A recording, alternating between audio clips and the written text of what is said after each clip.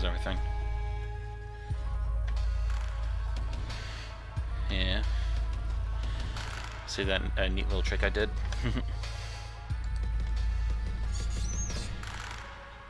Are you watching the stream right now? See what I did there? Yeah. I had to program a little thing called, what's it called? Snaz. I had to do a little tutorial.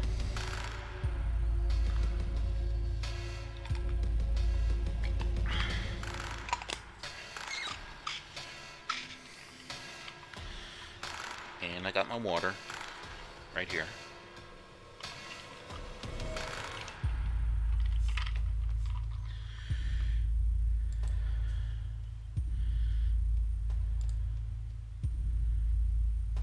Oh, I did not realize I had my mic open. Sorry, I'm on the phone with a very special person of mine. She's just making sure that everything's running smoothly, but as you can tell, we are going to be live in 4 minutes. And at this time, if you have any written stories that you want written by yours truly, you can email them to me at the.evil.outcast84@gmail.com. And we'll be live very soon.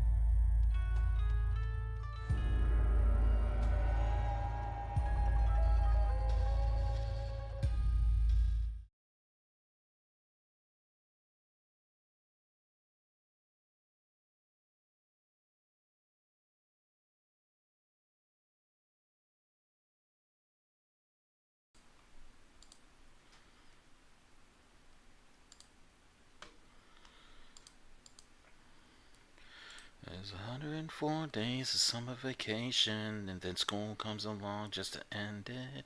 So the annual problem for our generation is to find a good way to spend it. Maybe build a rock. I hope nobody heard that. But I guess since the fire is going off, we are live. Hello, everyone. Welcome back. Yes, back to Friday Night Scares, or, well, as we all know, Stories After Dark. Welcome, everybody. I am Evil Outcast. Welcoming you to another episode of Stories After Dark, back on Friday nights after all this time. This is the show where I get to narrate your favorite creepypastas just for you. And if you have any written creepypastas, or if you prefer, have any true scary stories you want me to narrate, yes, that's right, I said true scary stories. I'm willing to get out of my comfort zone to narrate true scary stories for all you buttheads out here. Then send them over to my email at the.evil.outcast84@gmail.com. How is everybody doing tonight? I have missed y'all. I hope you had a good Halloween. Of course, mine sucked. I'd rather not get into that one. But it's been a long time since I've seen all of you, and I'm glad to be back here to narrate stories for you, even though I botch most of them. But hey, who's to say I'm not going to botch them now?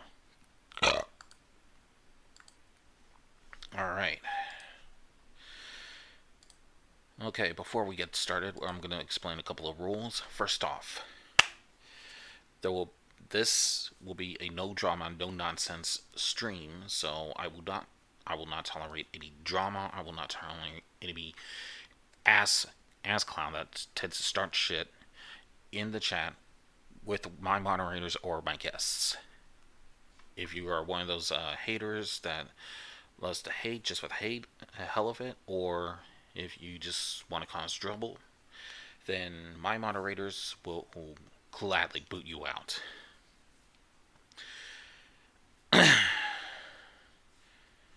And my moderators are here tonight. We have, well, let's see who's in the chat right now. We have the beautiful and talented Lily C Nation. Welcome. Blue hearts to you. And we have MNTVV. What's up? Glad you're here. And we have Infinite Psychosis. What's up? Welcome to the stream.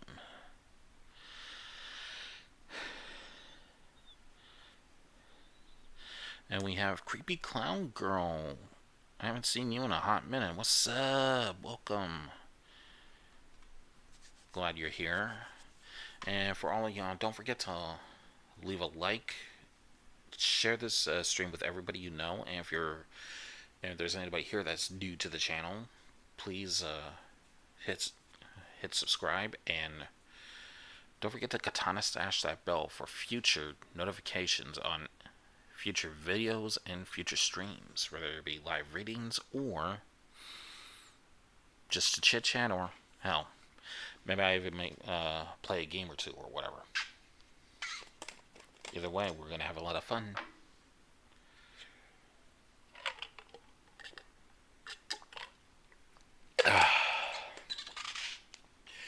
And if you're probably wondering why I was singing that little kitty song earlier,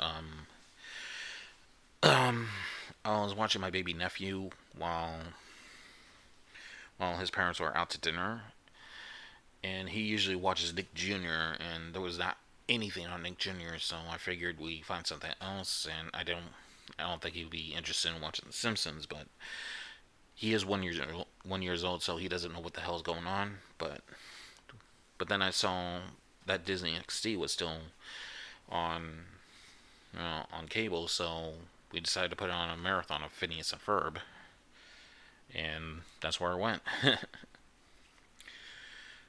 But like I said, babies. So, like I said, if y'all want to go ahead and share my stream with everybody you know, please do so. I gladly appreciate it.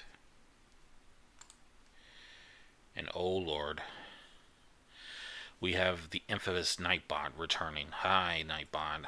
Didn't expect you to see you back here. Anyways. So, Joe, before we get into tonight's stories, how's everybody tonight? I'm sure y'all had a wonderful Halloween. I'm sure it was pretty good. Like I said, mine sucked. Didn't really get to do much of anything except pass out candy. Joy.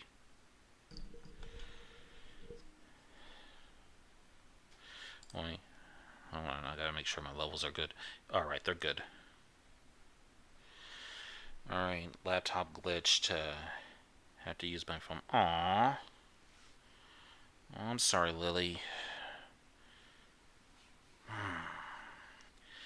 Technology can be a bitch. I bet you anything, shit's probably good. My laptop's probably gonna glitch out if I don't be careful.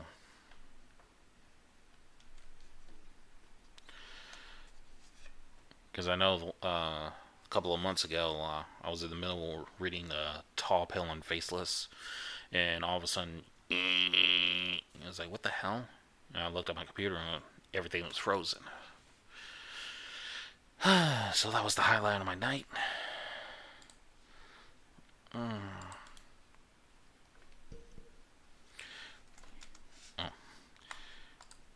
I'm gonna keep talking to y'all while I try to share because nobody else is sharing.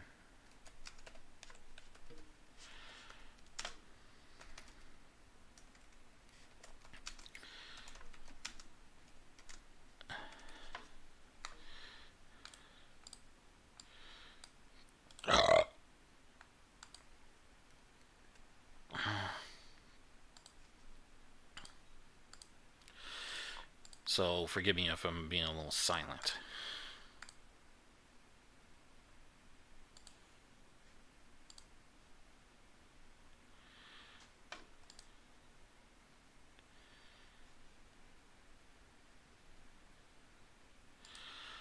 Alright. Oh, we only got one viewer. What the hell?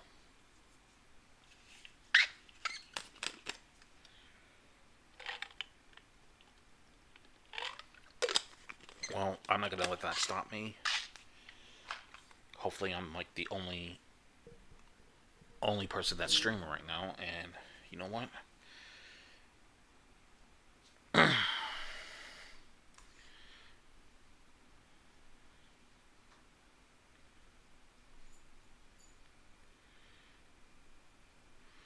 gonna take it back. But yeah. Oh yeah, I forgot to share one more area, and that is Instagram, because I know a lot of people love to be on Instagram more than on Twitter. From what I heard, Twitter is a dumpster fire right now. Nothing but hate. We don't want hate. Alright. We are live now.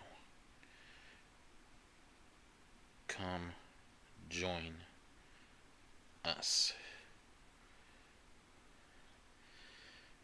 And what I like about Instagram right now is that they have a new feature called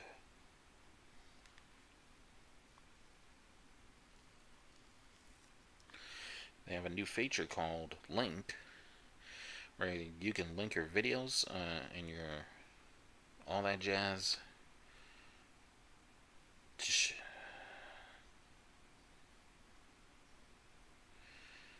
So you don't have to tell everybody link in bio anymore. And they just click that little button in the stories and off we go. Finally, Instagram finally did something right. Alright. So now it is 11:40. I'm gonna say this since it's still November 5th over here. Remember, remember the 5th of November. That's all I know. So like I said, how was everybody's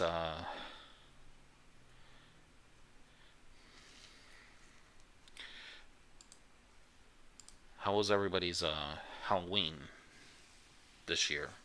What'd y'all get to do? I like to hear it.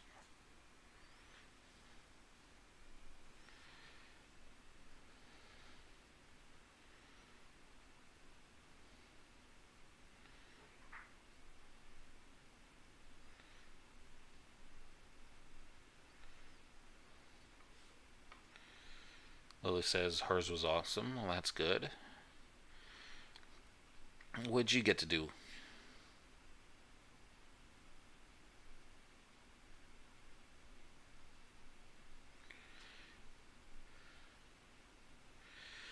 Went to a Halloween party on Saturday. Ooh.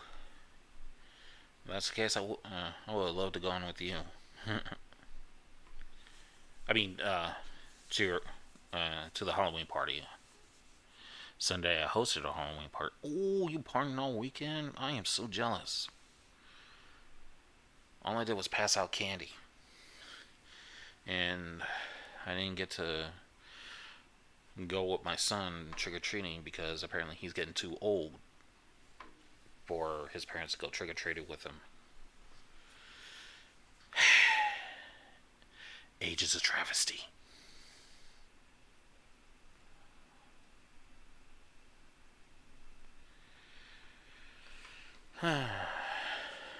It's not your fault, Lily. Josie, what's up? Welcome. Oh, it's been a long time since I see you as well. Well, I hope you had a lovely time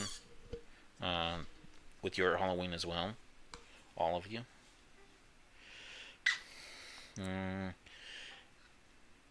MNT MMTV says, I got to join new servers, discover new talented creators such as you, and enjoy spooky stories. Aww. Well, that's awesome, MNT.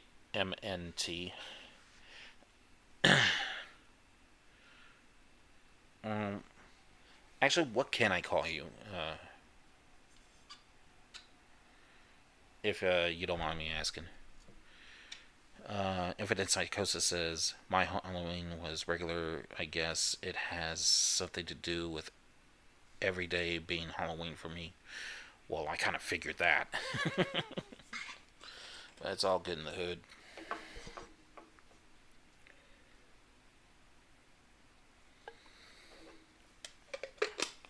Minty.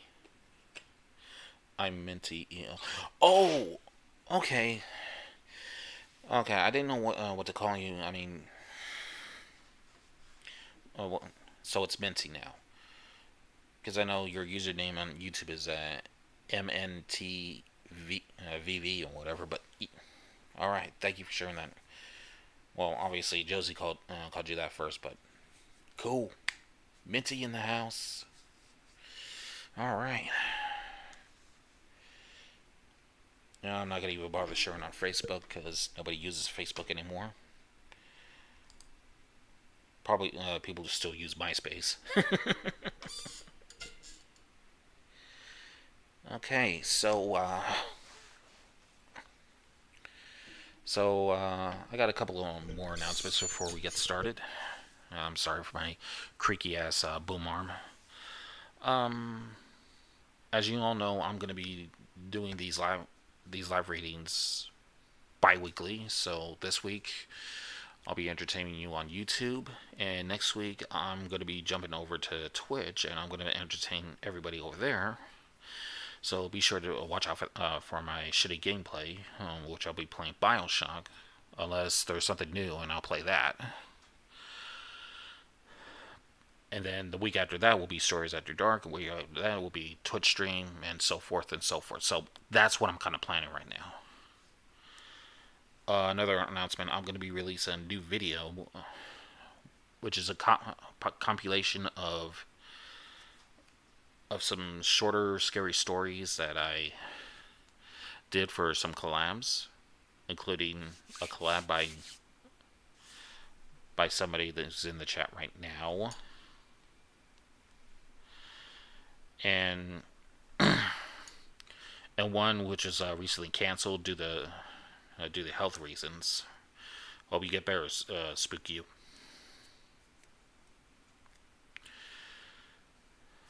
But that'll be coming out soon, as long as the baby doesn't get too much into trouble. I'll be able to get that video out soon. Well, right after the first two mega collabs will come out. And I just noticed my banner is a little wongos. Oh,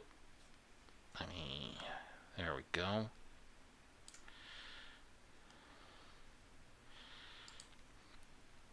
And notice the chat box is not up either.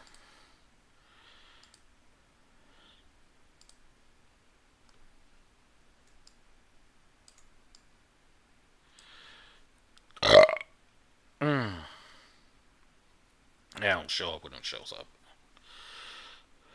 Ew, shit. Alright. Now with that said, let's get into some stories. Because I know that's what you're here for. As a matter of fact, I'm going to look up some Halloween creepypastas, since I didn't do shit on Halloween for all of you.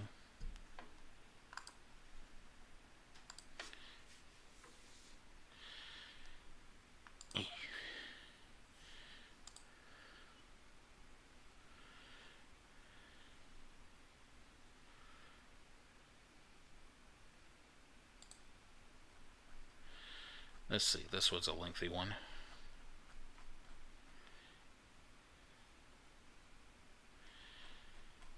And this one is by the author or writer Jack Wick.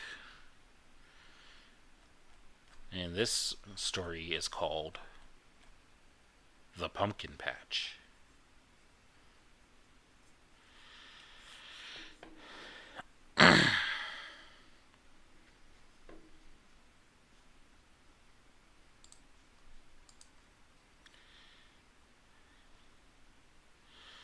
Alright.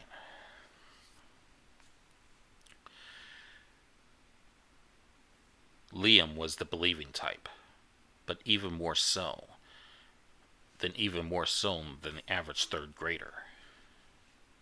Hang on. Let's see if I can...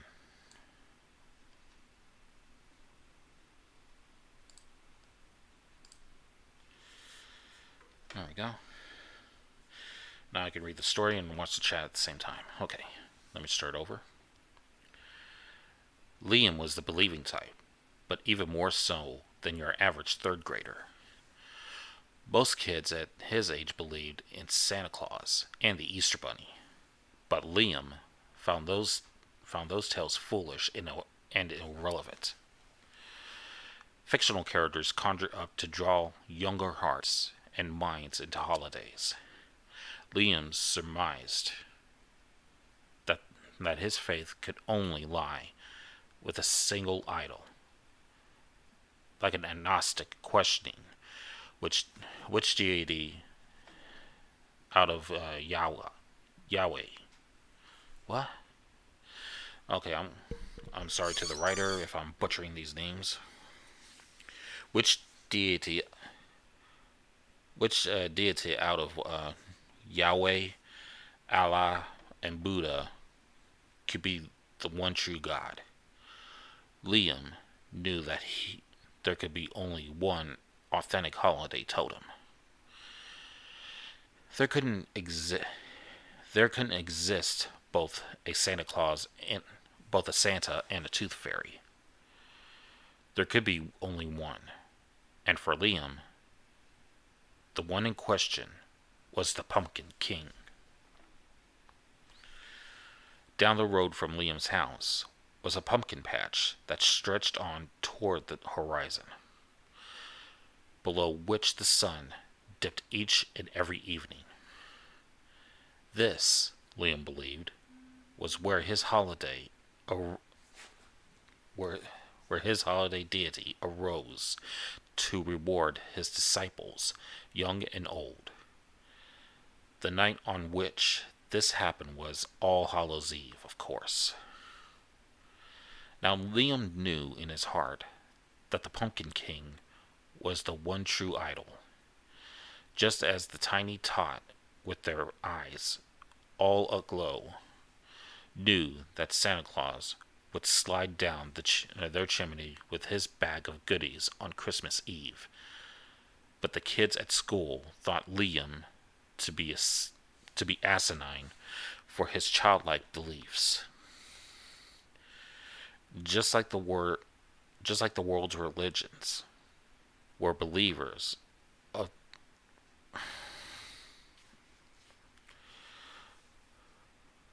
where the believers of a talking serpent poke fun of believers of a winged horse. The grade school believers of flying reindeer and Christmas elves jeered at Liam for his devotion to the pumpkin god. When are you going to stop believing in that stupid pumpkin? Hey, Liam, watch me carve the Pumpkin King's face. Santa's real. My parents told me, but my parents said the Pumpkin King isn't real. On his 2-mile walk home, the school's 5th grade bullies, Frank, Taylor, and Aspen,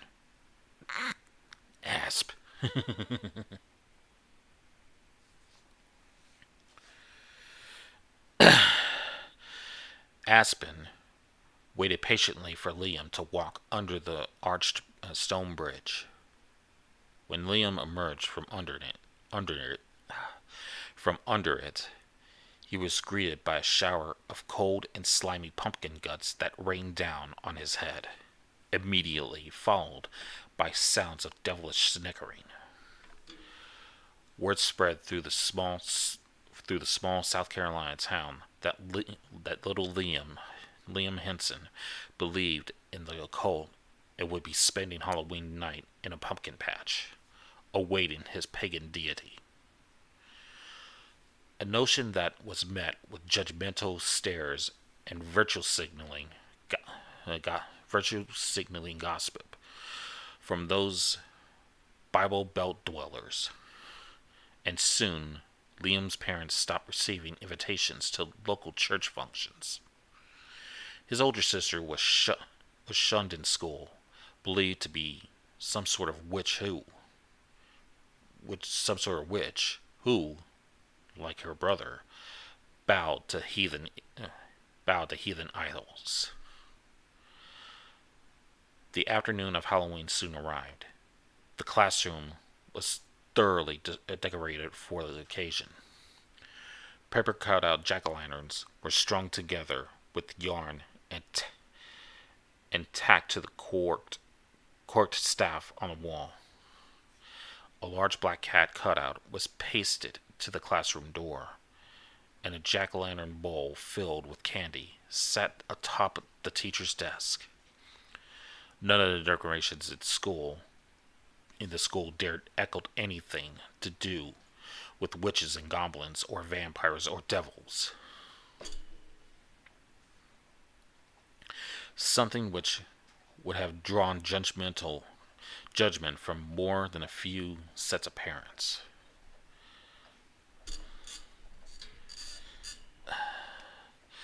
Liam's school held a trick-or-treating event within its walls. Costumed children lined up outside each classroom to receive their treats. Liam, of course, dressed as a pumpkin. He received the usual jeers from his classmates. If they weren't making fun of his devotion to the Pumpkin King, they were laughing at the fact that pumpkin costumes were normally reserved for for an infant's first Halloween. It was not until Liam was kindly asked to refrain from the school-wide trick-or-treating, however, that he became most distraught. Liam, I think it's best if you hang out in Principal Revis's office for an hour. His teacher, Miss Volsky, his teacher, Miss Volsky, he hated her. His teacher, Miss Volsky, he hated her with a passion. Why? Liam asked innocently. Because. Pardon me. Liam hated her for that. The way she never give a real reason. She acted as if she was the all-powerful overlord upon which the righteousness of rules rested. She was only a part of the problem. The bigger issue was that Liam was a believer among non-believers, at least when it came to his Pumpkin King. These Bible thumpers just wouldn't have it. The Easter Bunny and Santa Claus were fine to them. They were the mascots for Christian holidays, and were thus virtuous and pure. To them, the Pumpkin King was equal in nature to the god Pan, upon which their Satan character's appearance was based. And so Liam sat and seethed and stewed in the principal's office. Principal Rivas offered him candy from the bowl on his desk. As Liam pathetically chewed on a piece of caramel, he thought of how much better the other kids had it in terms of quality and quantity of candy. Oh, excuse me.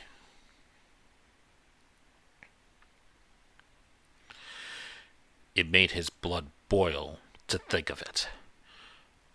Of how those commonplace zombies were rewarded for their lack of original thinking. Excuse me, I hope I'm not interrupting anything. Mrs. B, the school counselor, entered the room with a firm knock on the already open door. Not at all, Principal Reeves replied. Have a seat. Oh, God. Liam knew what this meant. Miss B was about to counsel him. Even at his age, Liam thought it be a useless position that could be handled by anyone or everyone. Sorry. Miss B sat down across from Liam, next to Principal Rivas. As Miss B adjusted her hair, Liam caught Revis's eyes wandering down toward her thigh, to her tights, wandering down to her tights, covered legs. Such hypocrisy. Now, Liam, said Miss B, in her thick Southern accent, talking to Liam in the most passively degrading manner. We wanted to talk to you today about certain things you've been saying around the school. Okay, said Liam, uninterested.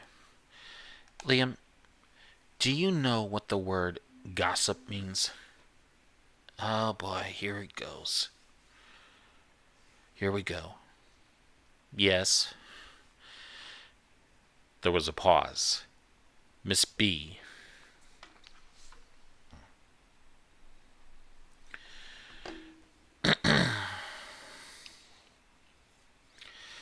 There was a pause. Miss B was waiting for an answer. Go on then. Tell me. It means to go around saying things that aren't true. That's right.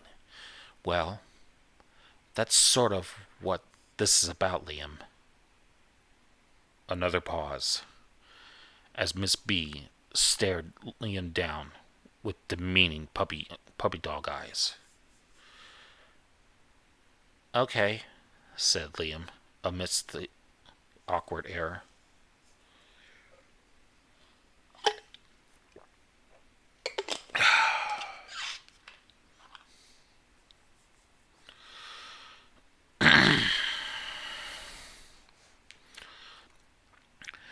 I hear you've been going around school talking about a thing called the Pumpkin King.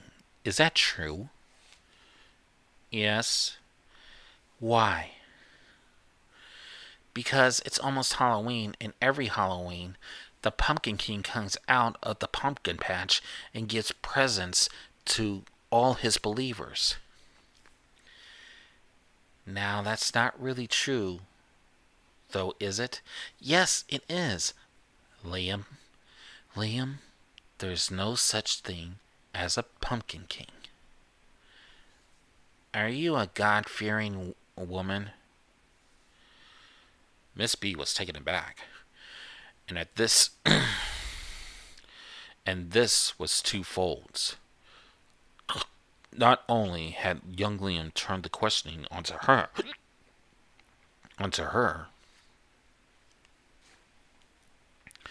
but he was also asking an intelligent question, intelligent for his age. She couldn't tell whether he was that mature in intellect, or if he was just repeating something he heard an adult say. Miss B stammered. Yes, I believe in God. I go to church twice a week. Liam grimaced at how she pronounced twice as twas. Probably should have said that. And do you believe the story about the snake in the garden? Of course, first story in the Bible. Is a talking snake in a garden less crazy than a talking pumpkin in a patch?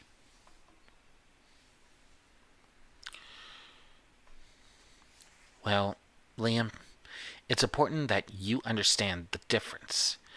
The Bible's the Word of God.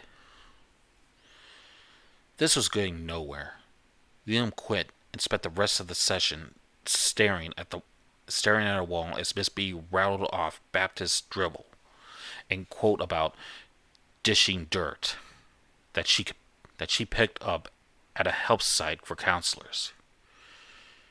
She's a child, thought Liam. Unenlightened, uneducated. Even soon came, and there was Liam's older sister, Tara, wearing a glittery witch costume. She scolded him for his stupid beliefs that he garnered her so much flack in school and around town. I swear to God, she said, if I hear one more word from you about this stupid pumpkin thing, I'm going to drop you off in the cemetery overnight. But Liam would not be spending the night in a cemetery.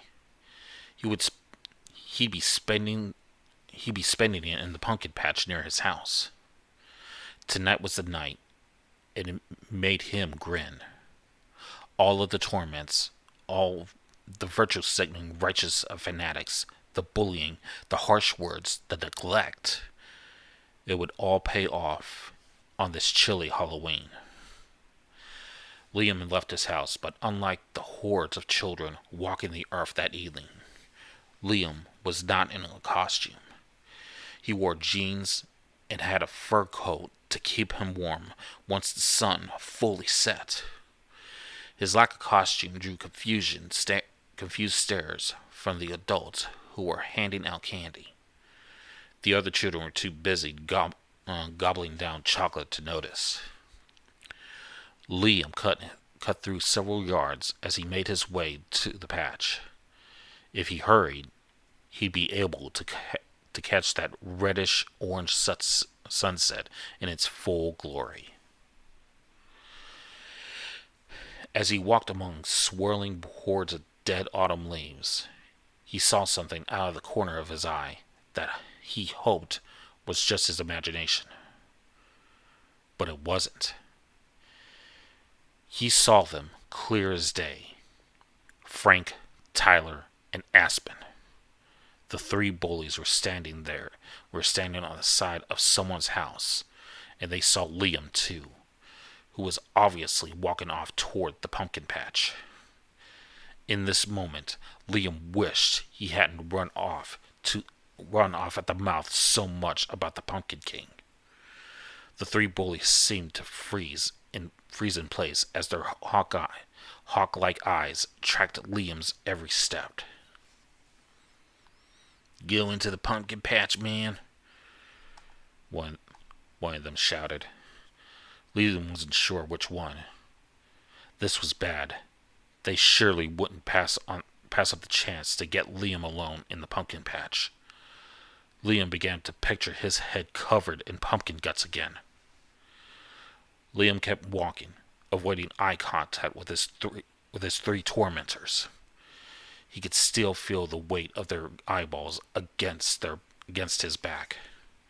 But he didn't dare look back, as it may have further provoked them. Liam arrived at the pumpkin patch at the exact time he hoped. The sun was halfway below the horizon, and it gleamed a reddish glow that turned the sky around it pink.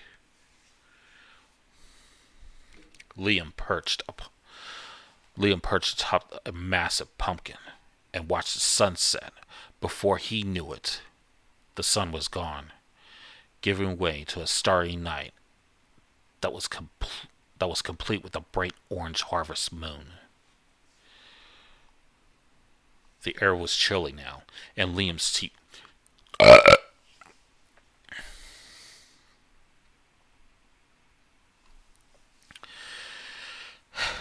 Pardon me. The air was chilly now, and Liam's teeth was slightly chattered as the wind glided over the back of his neck. The occasional sound of solitary wind-blown leaf bouncing off a nearby pumpkin would fill Liam with a small sense of hope. Each time it happened, he yearned that the sound was produced by the Pumpkin King's arrival. Still, Liam did have some current satisfaction in the fact that the three bullies hadn't Really?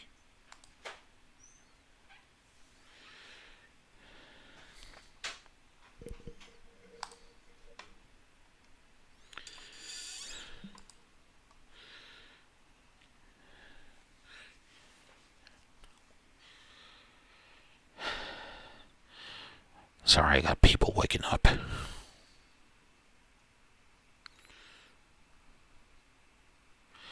Still, Liam did have some current satisfaction that the fact that the three bullies hadn't shown up to torment him. At least not yet. Nevertheless, Liam kept his eyes peeled for the fields. The moon soon ascended to its peak in the sky. It must have been about 8 o'clock by now, and the trick-or-treaters were likely heading inside. Typical of a Halloween night that fell on a weekday. But Liam was still out. Out under the night sky. He was a patient boy, and he waited until his idol showed up. Rustling in the foliage nearby alerted Liam. He sat up and listened. The rustling sound was not far off. Was this the Pumpkin King? Liam surely hoped.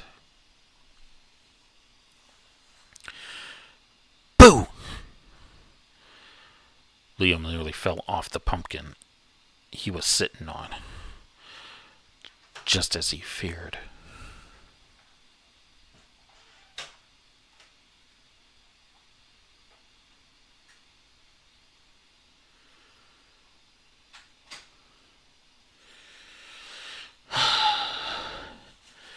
Just as he feared, Frankie, Tyler, and Aspen had reared their fiendish faces in his pumpkin patch. Has the Pumpkin King showed up yet? Frankie jeered. He was the ringleader, and right now he looked especially out for blood. Each of the three brutes held massive bags of candy, probably stolen off some younger kids. No comment? Frankie persisted.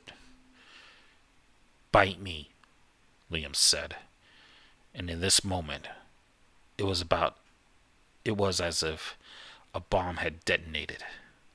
Liam wasn't entirely sure if what he thought had actually exited his mouth.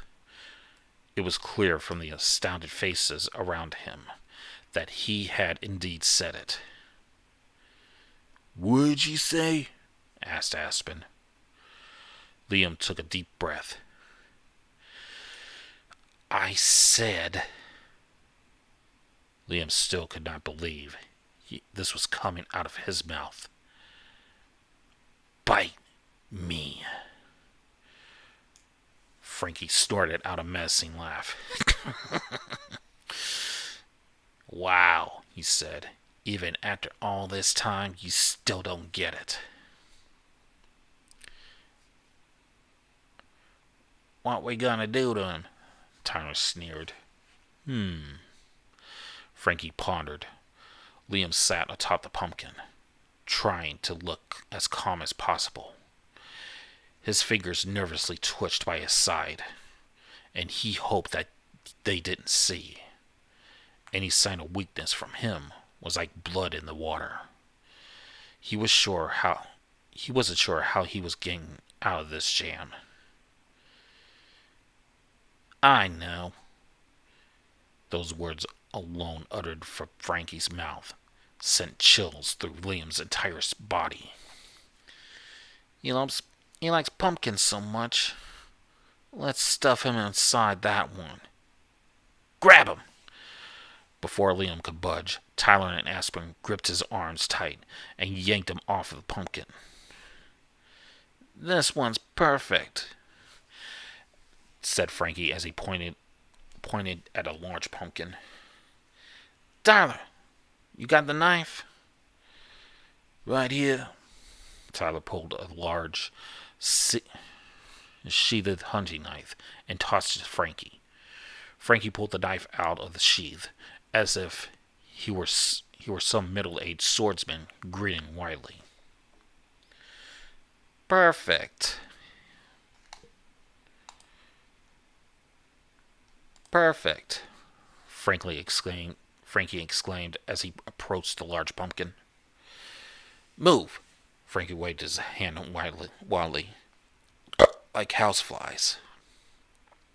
Tyler and Aspen parted from the large pumpkin, Liam in hand. Frankie knelt down in front of the massive pumpkin and viciously struck the knife into its belly, ripping a gash right down the middle. The manner in which he stabbed it would cause one to imagine Frankie as a future serial killer. Ah, yeah, said Frankie as he hacked away at the pumpkin's flesh. Tyler and Aspen nodded and snickered as they watched Frankie carve away. Eventually, Frankie carved a large opening in the pumpkin, just big enough for a human body to be shoved into, but tight enough so that it couldn't be taken out. Frankie gawked at Liam with those crazy eyes, looking quite proud of his work. And now, said Frankie, we insert the little pumpkin lover. Good luck pulling yourself out. Tyler and Aspen yanked Liam toward the opening of the pumpkin, but they didn't have to use much force, which seemed to puzzle them.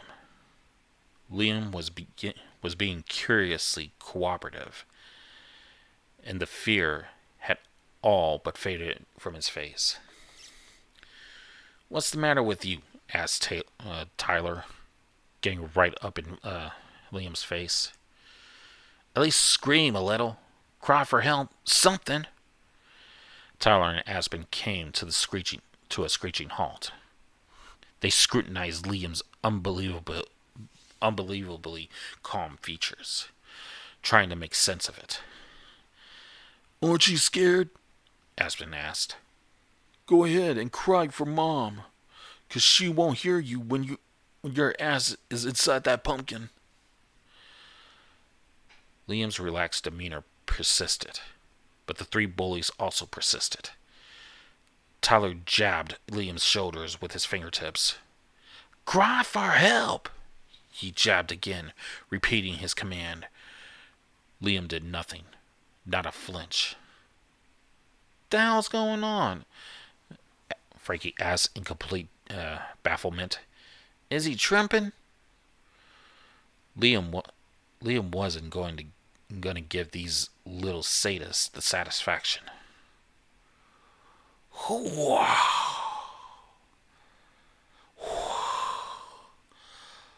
All the air from Liam's lungs exited his mouth in a single burst as Aspen's fist smashed the sweet spot of Liam's gut.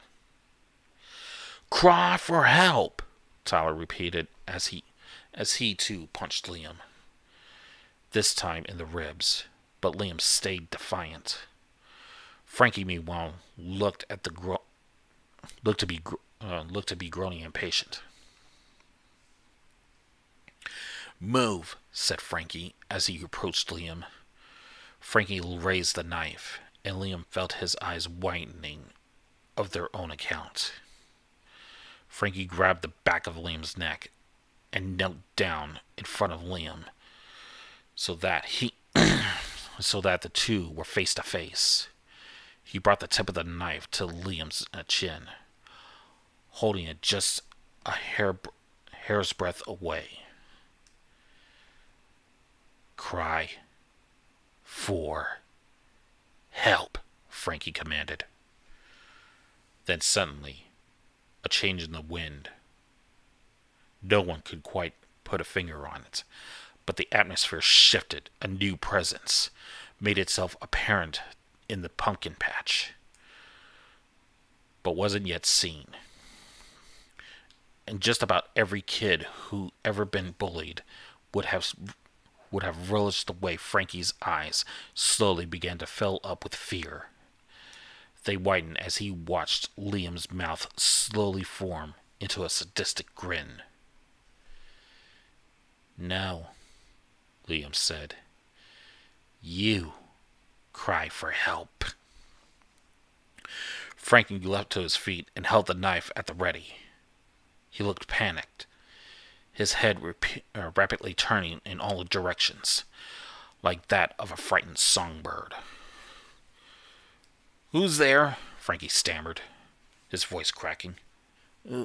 Who's there? Come out or I'll gut you." The wind began to move across the pumpkin patch, blowing dead leaves all around, and there was a sudden rustling noise coming from nearby, and no one could see the leaves and vines move around from something crawling among them. "Over there!" Frankie shouted, pointing in the direction of the rustling. He began to approach, his stooges in tow. Liam stayed put, not quite sure if the three remembered he was there. The three bullies then came to a screeching halt, the blood in their veins running wintry.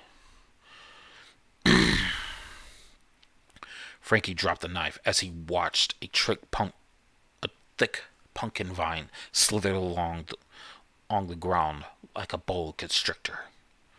More vines followed, all of them crawling in one collective centric area in the middle of the patch. As this happened, Liam's menacing smile grew wider and wider. "What the hell's going on?" Aspen shouted. "I don't know," Frankie said, "but I'm out of here." Frankie began to run off, but he hadn't made it 10 steps before one of the pumpkin vines lashed out and snagged his ankle. Frankie fell to the ground. Landing right on his face. He was screaming like a little girl.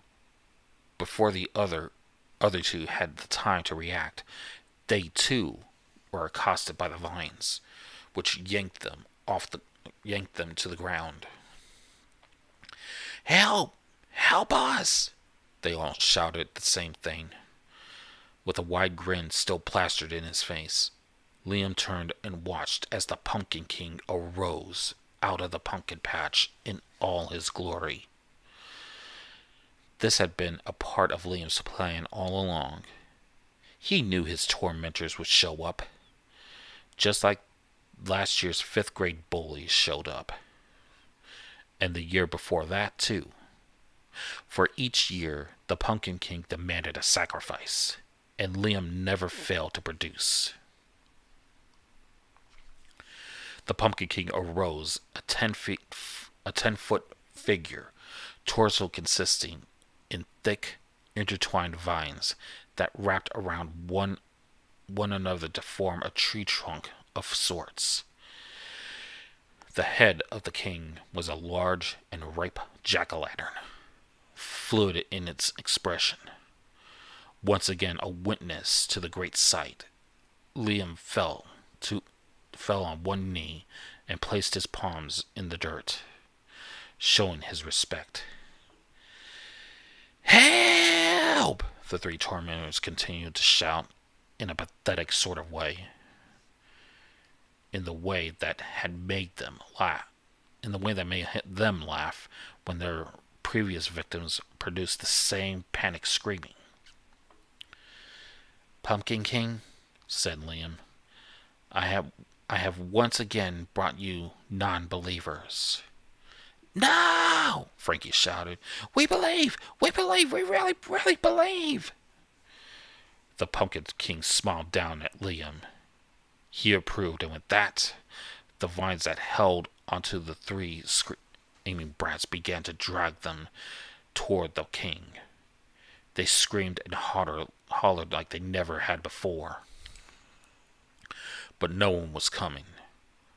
Like the mouth of a python, the Pumpkin King's jaws unhinged and his mouth opened widely.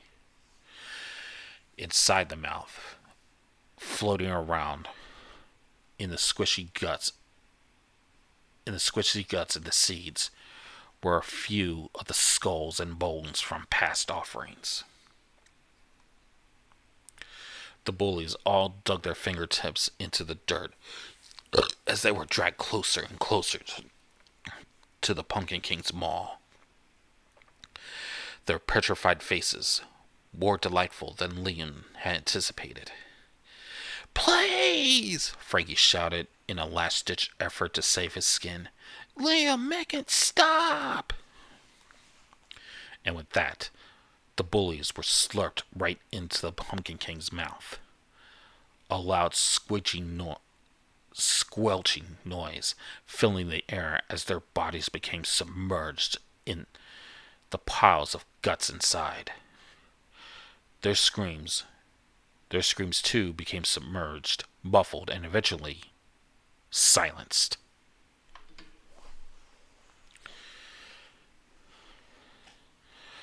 The morning after Halloween, candy wrappers littered the streets. Toilet paper was strung out along several front lawns. A handful of people tore down their Halloween decorations at the crack of dawn before the workday began. Among the townspeople, returning to their regular lives, were 3 sets of worried parents, wondering where their boys had gone. Last Frankie's mom had seen of him. He was departing. He was departing the house with an empty pillowcase and a single and that cytophantic smile as he waved goodbye to her. Aspen's mom watched as her son departed with Frankie, and Tyler's mom had only heard a half-hearted bye uttered by his son, followed by the sound of the back door slamming. The search parties were sent out to look. No one nor nothing turned up. Liam said not a word of it, of course. The day following Halloween was always a somber one for him, because it meant he had to wait another year to see his God. Eventually, the search parties went looking for the 3 missing boys in the pumpkin patch. They searched through the entire patch, looking for any sign of the missing boys. A watch, a glove, a bag of candy, anything. And after the search party rummaged through the pumpkin patch, Liam found himself watching the story on the news that evening as he plucked the peas from his otherwise satisfactory pot pie. He smirked at the image on the television screen, his very own handiwork. The phrase INRI carved into the side of a pumpkin.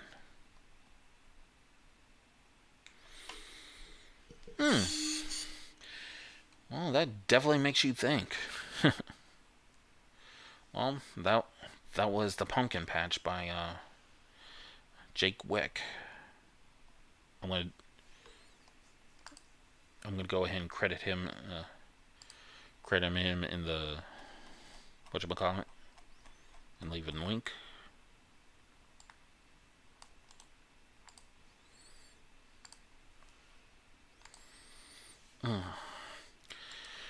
I'm gonna edit this real quick, and then we're gonna go back to the chat and see who's still here.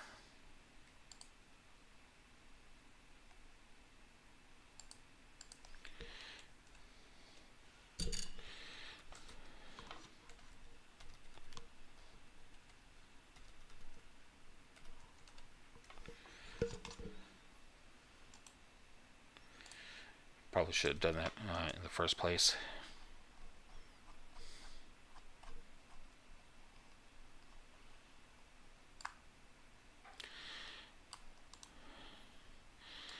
Just give me one moment.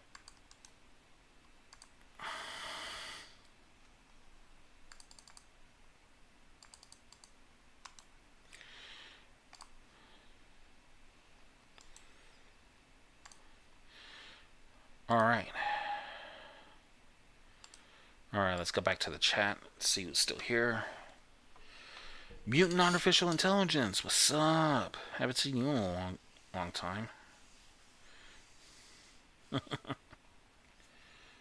Looks like Minty has been getting into the story. That's what you get. Yes, that is what you get.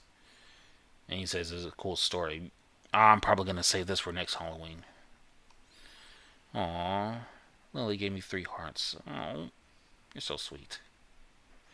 I'm going to look back in the chat.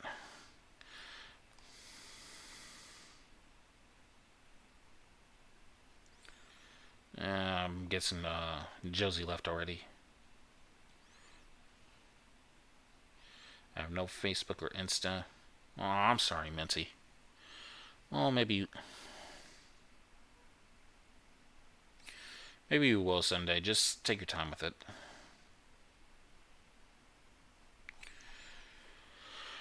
But yeah, what did y'all guys think? I don't even know who's in the chat anymore.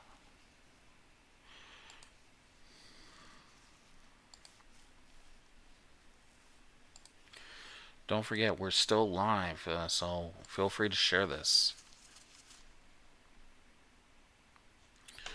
Holy shit, I've been reading this for 30 minutes. Oh my god. Well, I can tell this is going to be a lengthy one. I'm going to save this into my bookmarks for next year.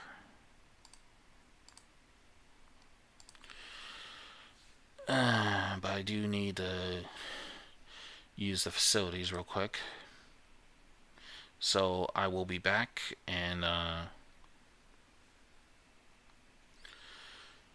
while I go to the bathroom, y'all go ahead and grab yourself a snack or a drink of water or whatever, and don't forget to share this wherever you are, whether it be on Discord, Twitter, Facebook, wherever. Share this out, and we'll be right back.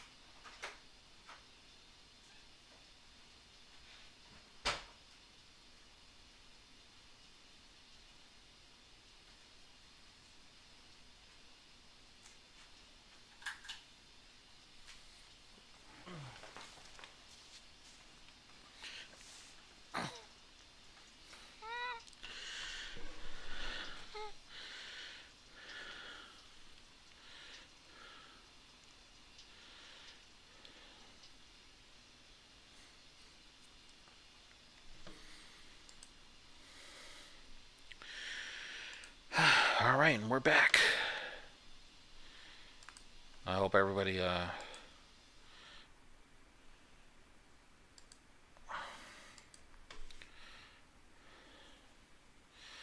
hope everybody's still here. Of course, only got one viewer so far. At least, let me take a look. As a matter of fact, let me take a look at the YouTube screen. I noticed my phone is about to die. Shit.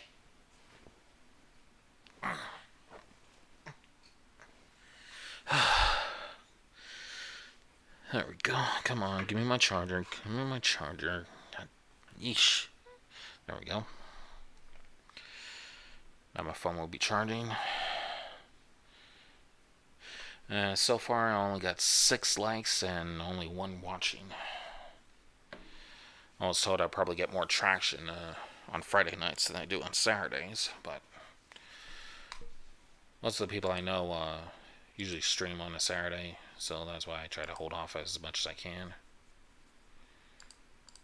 Just to entertain each and every one of you, because I love you.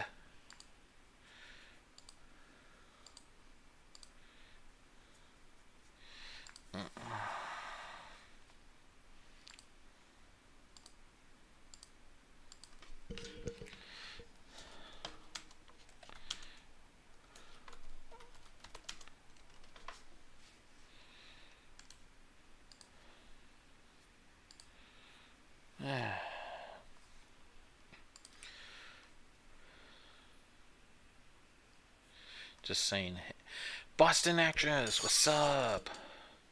Just saying, hey, heading to bed. Good night. Oh, I wish I could stay up a little bit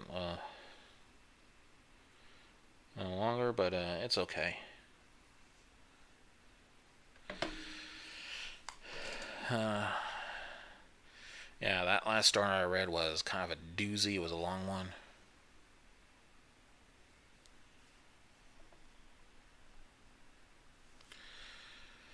So I apologize.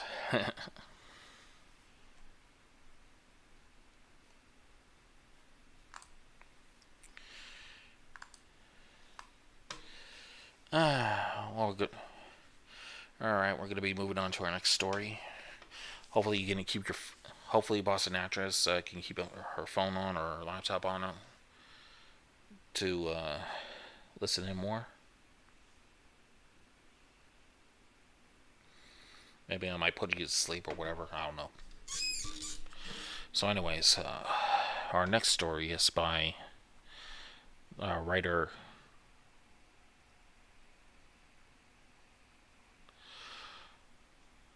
Ooh. This is in the creepypasta.org, but it's from a Redditor. Yeah, I'm not gonna touch that.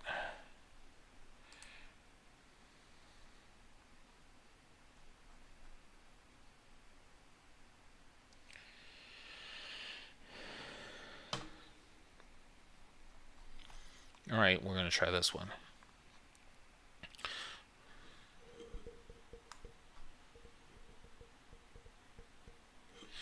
Our next story is from the original author AbyssInfinity. And this story involves creatures. Pardon me. This story is called The Shadow in the Trees. Archangelus. Oh god, I hope this is not another religious story. Involve a religion or whatever, but whatever.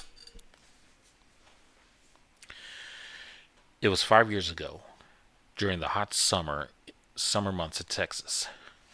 We were visiting my aunt in a rural area of the state, maybe a couple hours of to the northeast of Houston. I have lived in Houston most of my life, roughly 15 years at the time. So the change in environment from the large crowded city to a less densely populated wooded area was something I wasn't used to. As much as I didn't want to be there, I had to. This would have been the last time my family would get to see her, as she had grown gravely ill, and there didn't seem to be any chance of recovery. Sarah's death, what's up? It's been a long time since I've seen you in the chat or in my live streams, period. Good to see you back.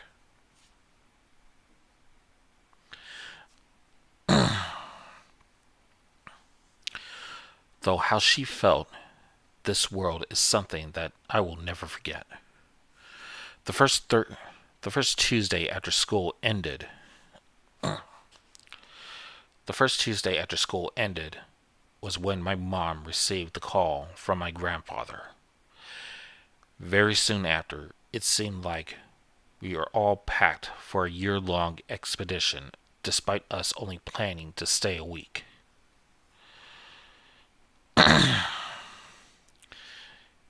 It was my parents, my younger brother Brandon, our overly energetic Chihuahua, and me.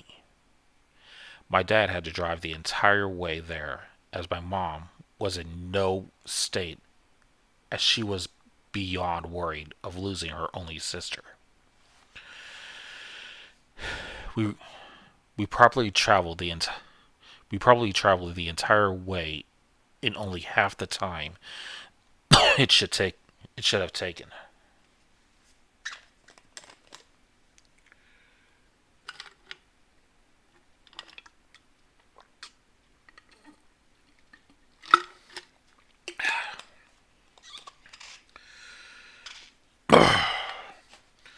my YouTube went nuts, unsubbed me from a bunch of channels. Aww.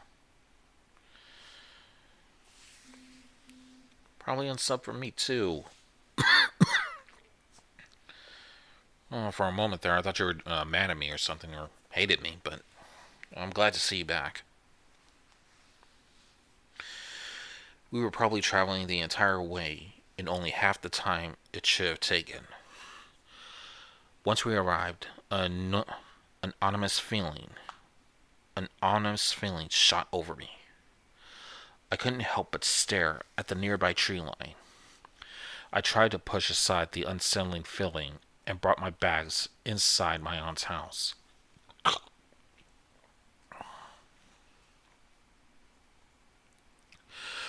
Where we would be staying in the house. Ugh. Oh, my eyes are bothering me. Where would we be staying in the rooms down the hall from her? Even around family, there was still a slight atmosphere of a haunting isolation. The closest house was a couple of miles down the road. It was late when we arrived, so I decided to try and sleep away the feeling. I shared the room closest to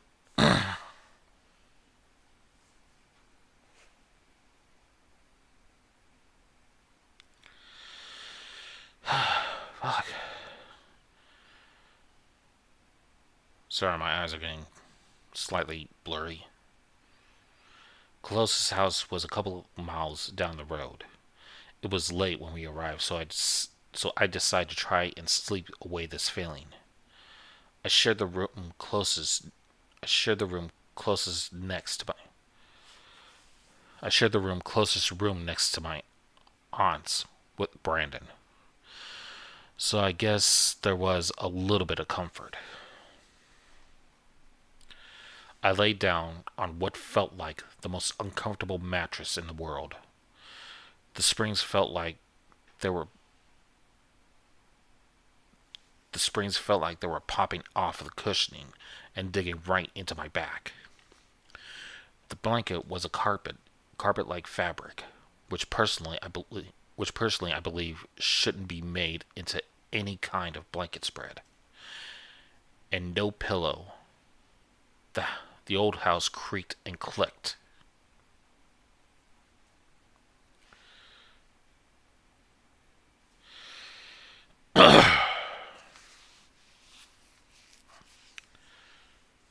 The old house creaked and clicked, and just as I drifted into sleep, the door flew open, suddenly jolting me awake.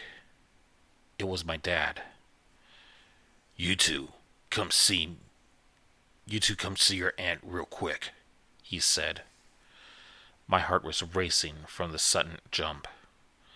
I got up and walked out of the room with my brother following and letting him pass. But something made me turn around. Through the window I saw a shadow quickly rush by in a small amount of light shining through. Maybe a raccoon or something, I thought. Or maybe my imagination. Through my aunt's door, my mom waved at me to come in. Seeing my aunt, I could tell she really was hanging on by a thread. She was only 36, yet she could easily be mistaken as someone more than double her age in the condition. She was almost pale white, and her usual thick brown hair had become thin and somewhat transparent. In a weakened voice, she called out my name. "Chris," my aunt made out. "Come here." It took a moment, but I managed to take 6 or 7 steps up to the left of her bed.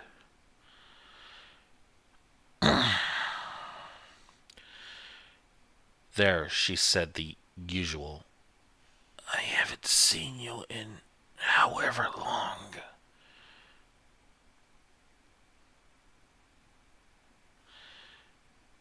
She said the usual, I haven't seen you in however long conversation. While she was talking, I noticed she was probably having some trouble seeing. Her pupils were cloudy and gray, and I really couldn't help feeling very sorry for her. Even if I've never seen her much, she was still family. After we were done with a small conversation, I returned to my room with Brandon and tried again falling asleep. I finally found myself asleep, but soon I awoke, maybe an hour or two later. My dog, my dog at my window, my dog at my window barking his head off at something, with my brother right beside me. Still half asleep, I asked him, Brandon, why are you up?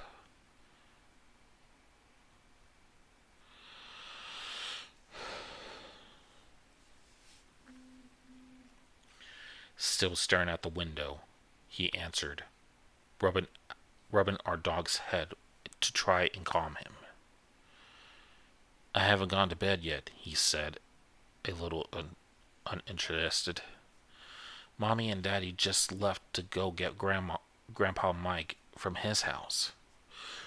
I didn't think much of what he was doing, but before I told him to get back to bed, he said something that sent shivers down my spine. Chris, do you see the man standing over there by the trees? In an instant, I jumped up from my bed and grabbed Brandon to get him out of the window. I took a peek at the edge of it and saw a shadow in the trees. And in that shadow were piercing white circles. I can only guess eyes with an otherworldly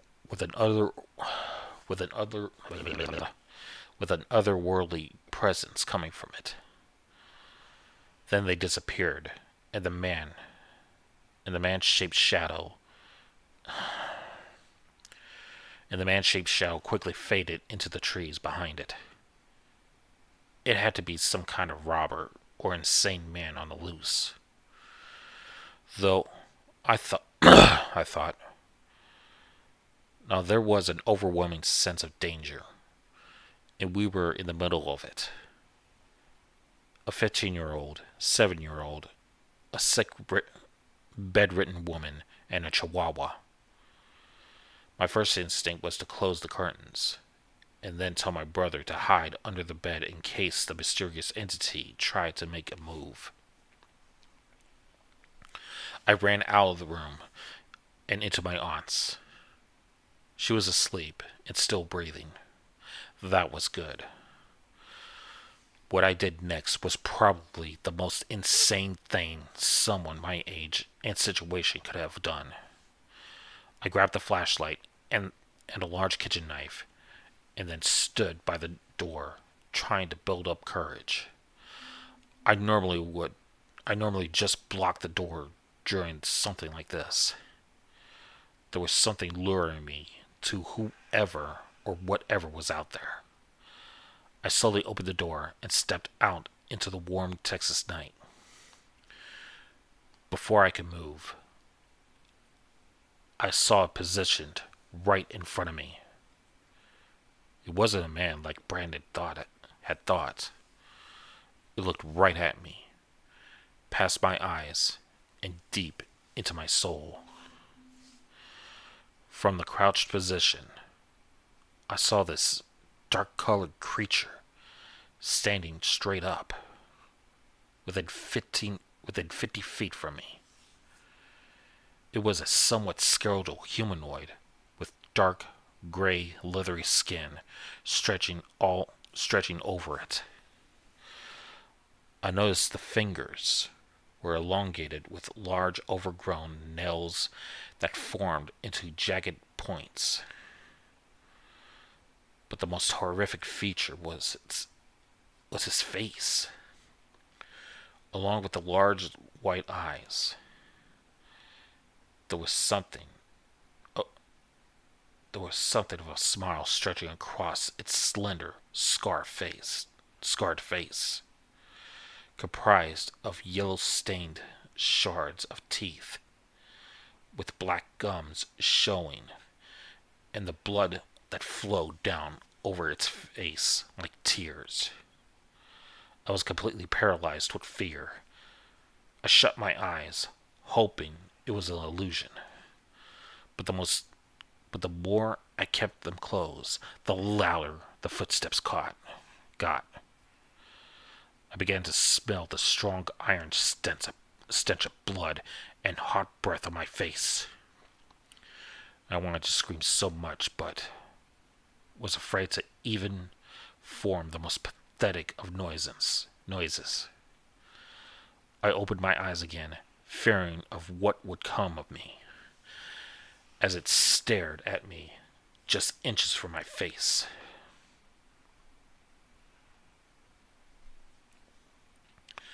It hunched over. It was hunched over, but still a good foot up. Really?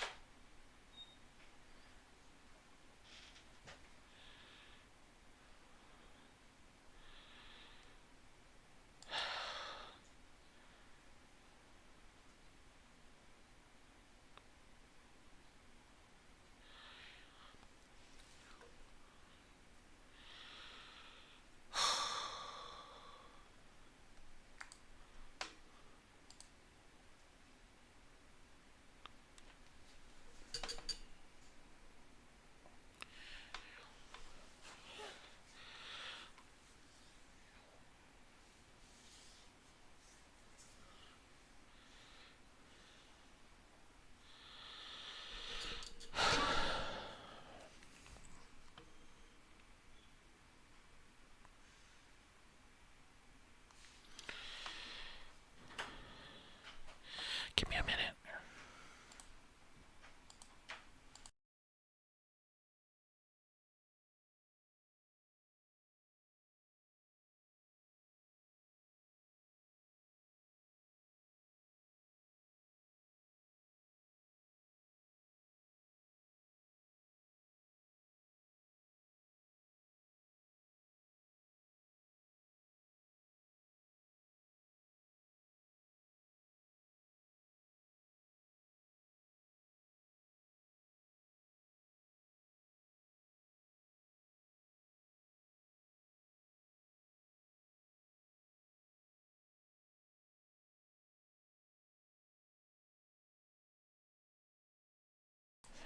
Okay, sorry about that.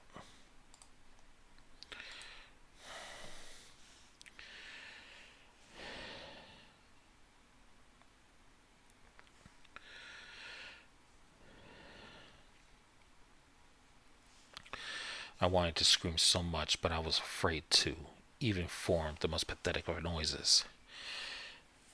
I opened my eyes again, fearing of what would come of me,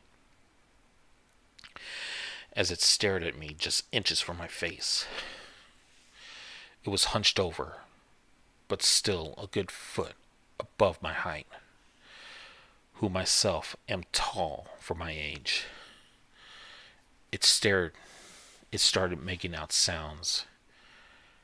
I could compare as a person loudly gagging, mixed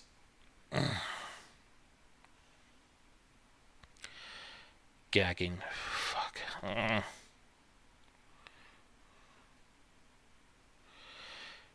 Loudly gagging mixed in a deep demonic growl.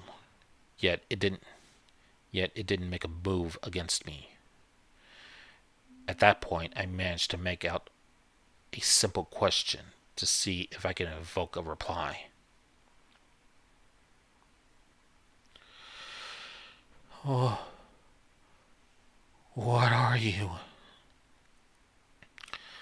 I could see what could be jaw muscles in the scars on its cheeks start to move as it made out words in the same type of voice. Archangelus. I was astounded. Before I could make any kind of reaction, it disappeared in a blink of an eye. I was shocked with what I had just witnessed. I couldn't. It couldn't have been. It couldn't have meant Archangel, could it? I quickly ran inside the house and locked the doorknob and chain. I went into the hallway, ready to hide away from whatever that was with my yeah, ready to hide away from whatever that was with my brother. But when I walked into the hallway from the living room, I noticed my aunt's door opened slightly. I was beyond worried. I was hoping Brandon ran. I was hoping Brandon was with her. Was with her in her room. But that hope was shattered when I heard our dog whimpering in our room. There's no way he would just leave him there. When I entered the room, I found myself a guest to whatever act this creature was performing. It sat there, perched on my aunt's headboard, reaching down and wrapping its bony, long fingers around her neck.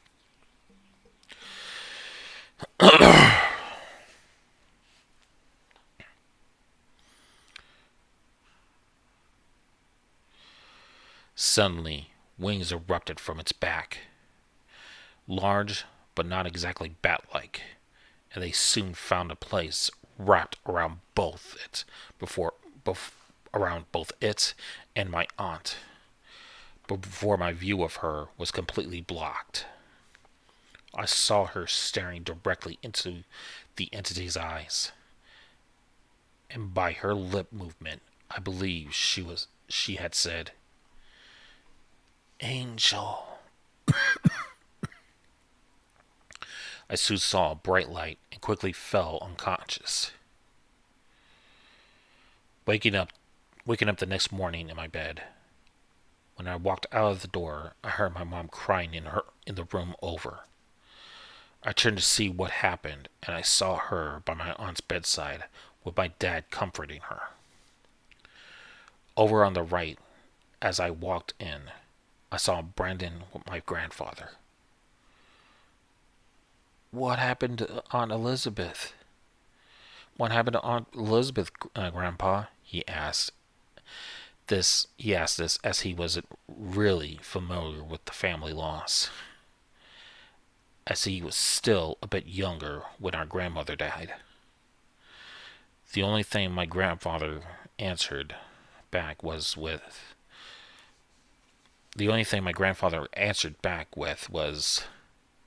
"An angel took her last night." Before he began tearing up, this was the second person he lost. My grandmother 3 years prior. All I could think of at that point, "Angel, angel," just repeating over and over in my head. Soon after, I asked Brandon how I got into bed last night, hoping he would answer like he didn't know what I was talking about, to maybe explain it as just my imagination.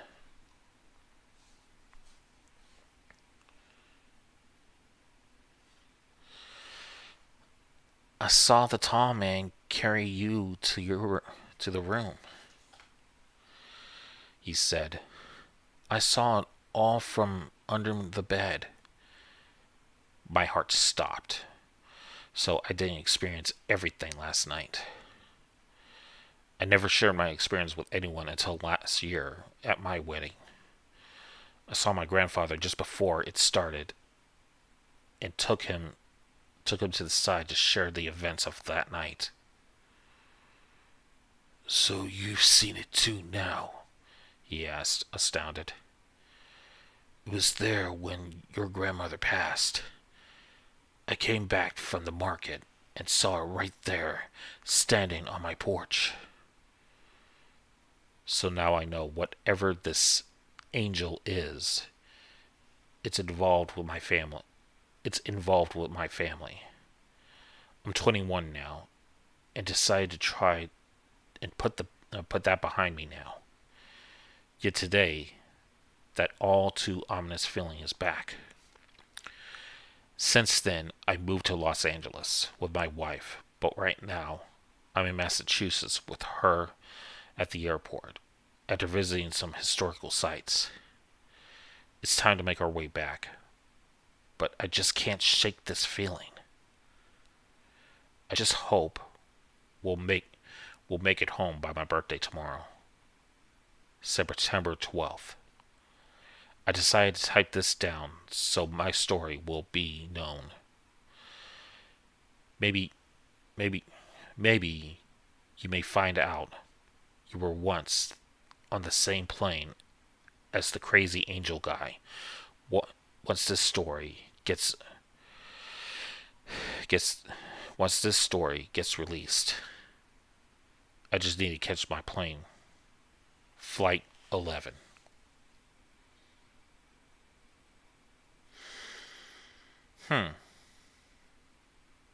Now, I'm kind of curious about this creature.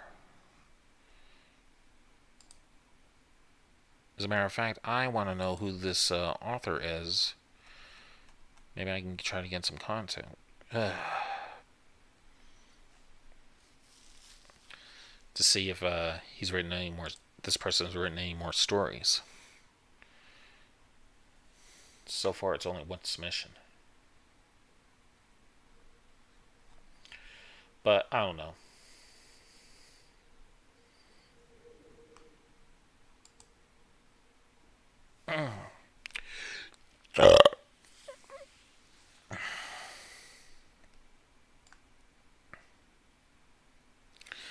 But yeah, that was Shadow in the Trees, Archangelus by AbyssInfinity.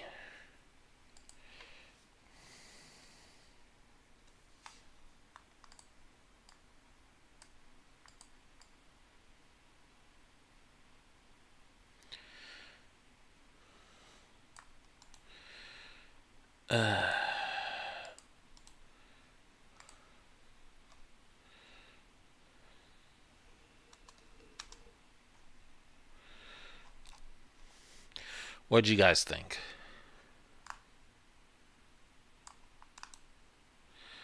I'm going to go ahead and save this into the description so it's credited.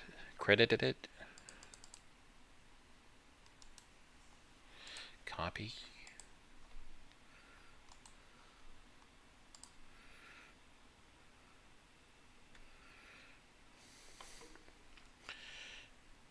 And I think I'm going to bookmark this as well.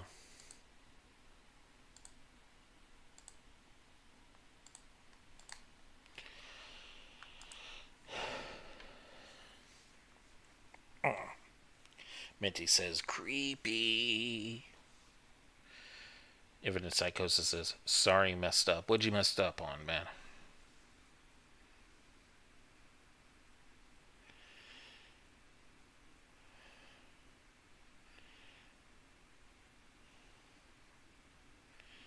I'd like to know what you messed up.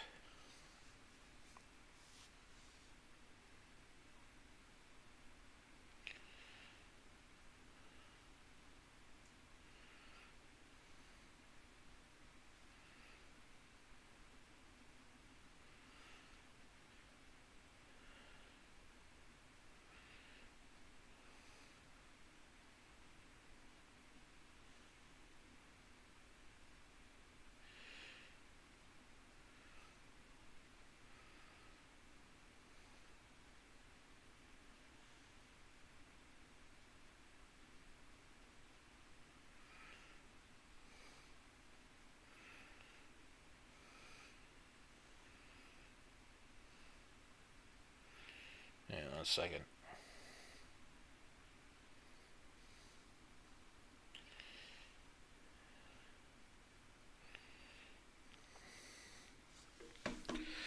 Oh no, I feel like my eyes are getting droopy. I think I have time to read you one more story before the night is through.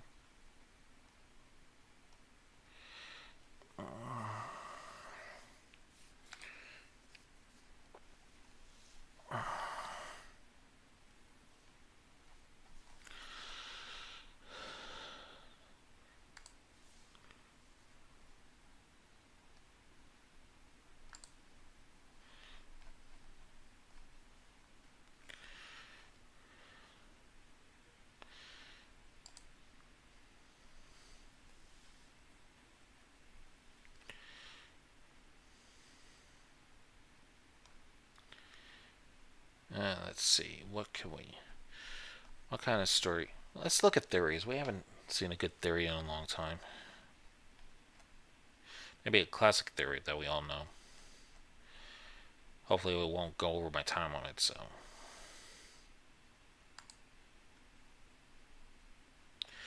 Yes.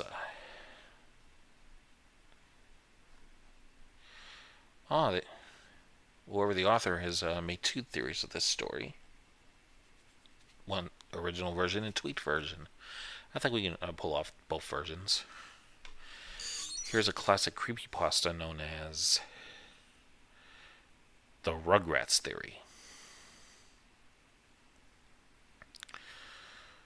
The Rugrats really were a figment of Angelica's demonic and unimaginable imagination. Chucky died in 1986 along with his mother. That's why Chaz is a nervous wreck all the time. Tommy was born in 1988, but he was a stillborn. That's why Stu is constantly in his basement making toys for the son he knew, who never had a chance to live. The DeVilles had an abortion in 1990. Angelica couldn't figure out whether it would be a boy or a girl, thus created the twins.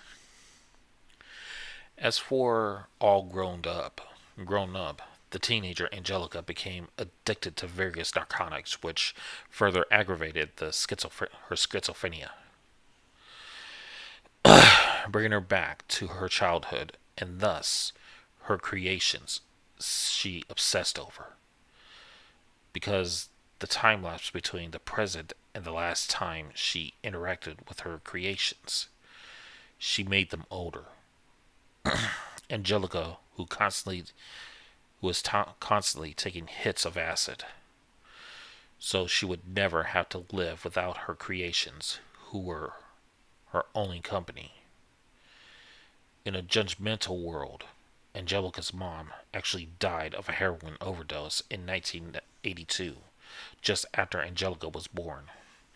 And Drew, in his depression, married a gold-digging whore that Angelica idolized because she fooled herself into thinking it was her real mom, but always had a concept of her mom, Cynthia. And took a Barbie doll and made it after her mom's image, wearing an unwashed orange dress and having jacked up hair, which is why she was so attached to it.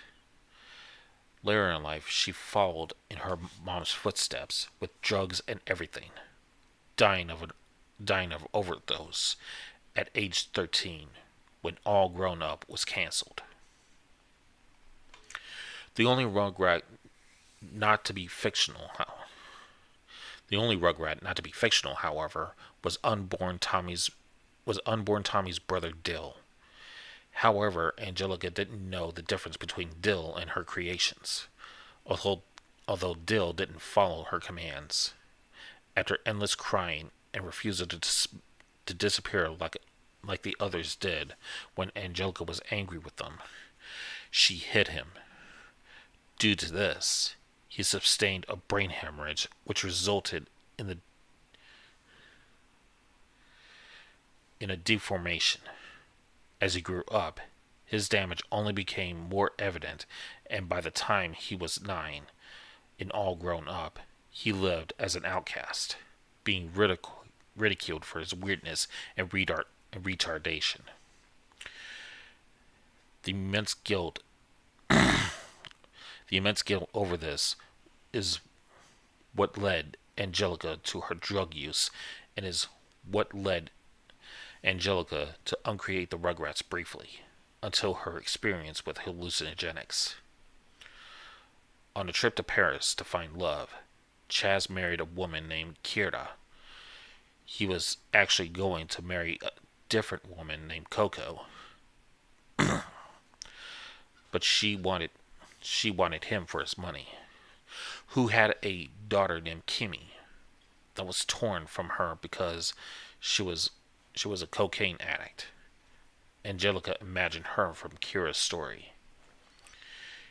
He lost his mind after the death of his wife and was in denial that she was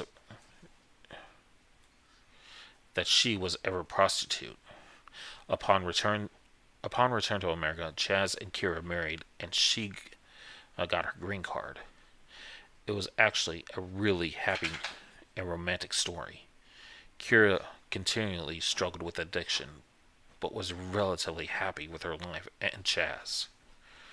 Susie was actually Angelica's only friend who entertained the thought of Angelica's creations.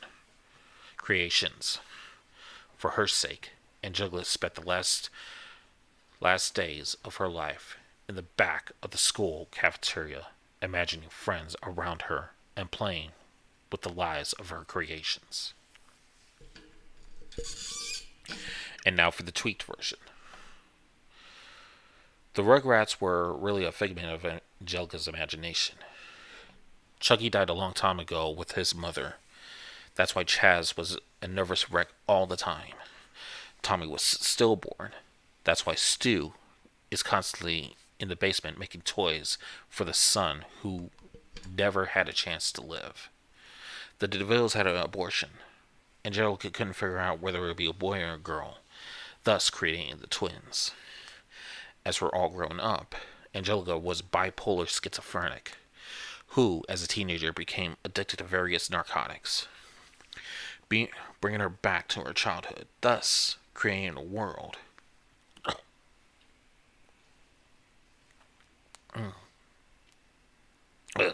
Pardon me. Ow! Thus creating a world in her mind that she obsessed over because of the time lapse between the present and the last time she interacted with her imaginary world. She made them older. Angelica was constantly taking hits of acid so she would never have to live without her creations. To her, her creations were her only company in a judgmental world. Angelica's mom actually died of a heroin overdose.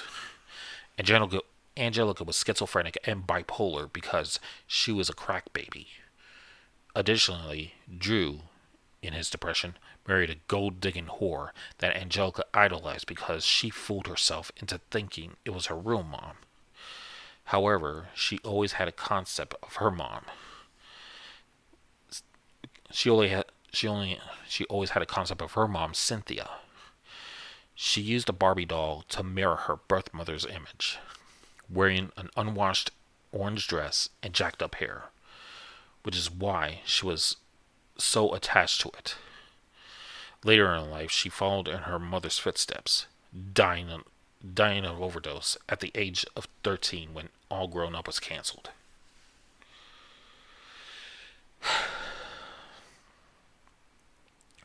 The only Rugrat not to be fictional, however, was unborn Tommy's brother, Dill, However, Angelica didn't know the difference between Dill and her creations.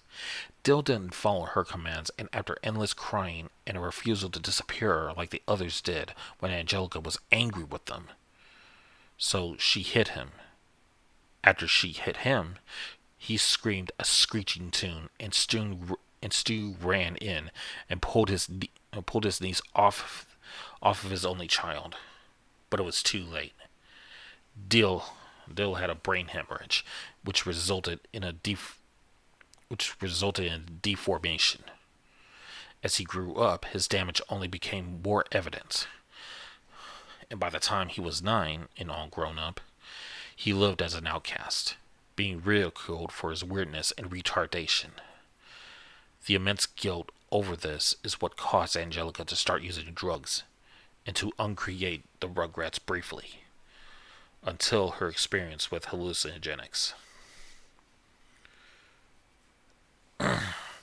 Chaz lost his mind after the death of his first wife and was in denial that she was ever a prostitute.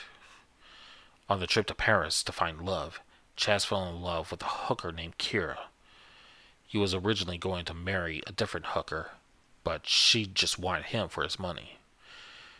Kira once had a daughter named Kimmy, but the baby was torn from her by law due to her cocaine addiction.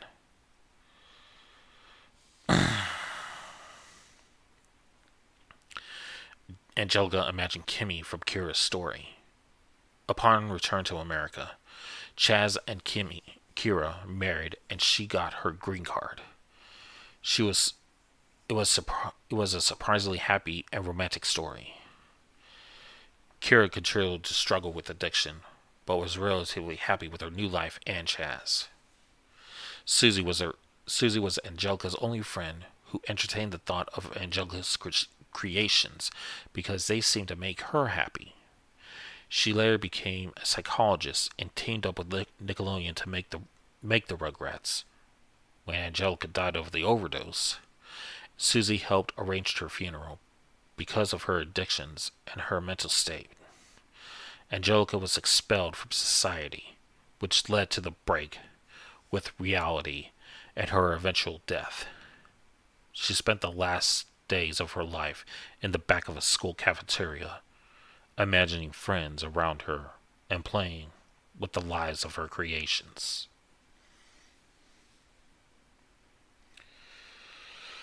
Oh, shit. I gotta be honest, that retweet version pretty much put a lot more perspective into the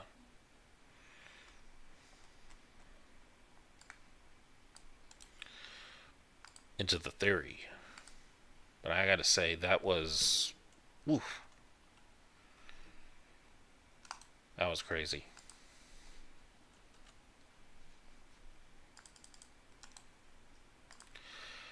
Alright. I've created all the stories for tonight. And I think it's time to call it a night. What do you guys think? It is 1:19 over here, so I think I'm just gonna call it a night and let my voice rest. Cause yeah, I did see Sarah Steph saying that my voice sounds raspy, so I'm just gonna shit. I think I'm gonna call it a night here. I just want to thank everybody for coming out here tonight. Thank you all for listening in and dealing with me throughout these years. So I'm going to close out with the usual.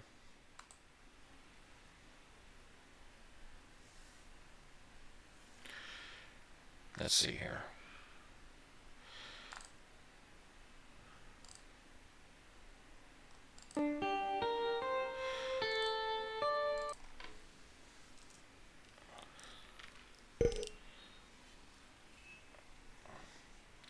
Okay, I can hear it. Alright, I want to thank everybody out for coming out here tonight. Especially on a Friday night. I'm hoping to do this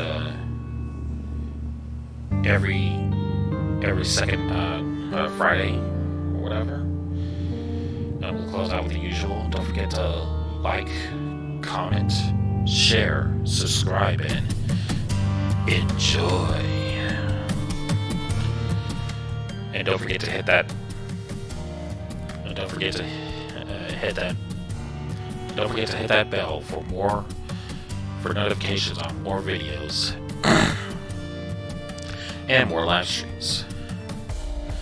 If you want to follow my social media, they're in the links are down in the description down below, and they're in my link tree in the description down below. I want to thank my Patreons, Creepy Clown Girl and Booze Wit, aka Breaker19, aka Michael Trucker, for their contributions on Patreon. If you'd like to become a Patreon yourself, please feel free to click the link in the description down below. It is not a requirement, but your donation is appreciated. And if you don't use Patreon, there's also my PayPal to make a donation out to me to improve quality into my channel. Both are a great way of supporting the channel, as YouTube's algorithm is crappy as hell. Also, don't forget that I have a merch store as well. Use the promo code Ronin84 to get 25% off your first purchase. Though I don't remember if it's that percentage anymore, but it's there. I'm sure it'll be cut the price in half for your merchandise. You could rock out with the Nightmare Ronin army in style. So that said, I'd like to thank everybody coming out here. Lily C Nation, Creepy Clown Girl, Binty, Infinite Psychosis, Mutant Artificial Intelligence, Sarah's Death, and Josie Kitty. Y'all have been awesome. Thank you all for support. Thank you all for staying up with me to hear some incredible stories from me. And hopefully I'll have some videos out soon. But until then, I'll be seeing you all in the shadows.